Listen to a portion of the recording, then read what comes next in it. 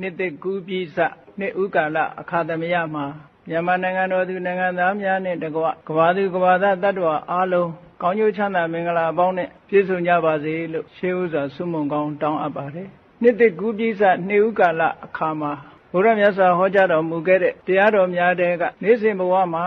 အစဉ်တပြေလိုက်နာကျင့်သုံးပြီးတော့ချမ်းသာဒုက္ခတွေရရှိဖို့ရန်အတွက်ဟောကြားထားတဲ့သုတ္တံများကိုရွေးချယ်ပြီးတော့ဒီကနေ့နေဥကာလဓမ္မလက်ဆောင်တရားကိုဟောကြားမှာဖြစ်ပါတယ်လောကရှိလူသားတွေအားလုံးဟာနှစ်ဟောင်းကုန်တိုင်းနှစ်သစ်ကို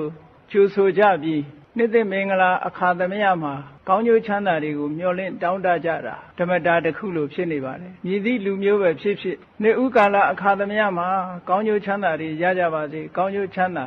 မင်္ဂလာအပေါင်းနဲ့ပြည့်စုံကြပါစေလို့တူ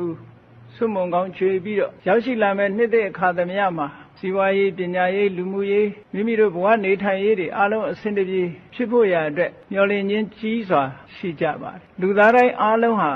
တညီတည်းသောတစ်ခုတည်းသောဆန္ဒကတော့လူသားတွေဟာဒုက္ခကာမချမ်းသာခြင်းကြတယ်ဒုက္ခပฏิကူလာဆင်းရဲဒုက္ခကိုယွံမုန်းကြတယ်ချမ်းသာဖို့နိလန်းအမျိုးမျိုးကိုရှာကြံပြီးတော့ချမ်းသာဒုက္ခရရှိရေးအတွက်ကျိုးပမ်းအားထုတ်နေကြတာဖြစ်ပါတယ်သို့တော်လည်းချမ်းသာဒုက္ခကိုဆိုင်ရာ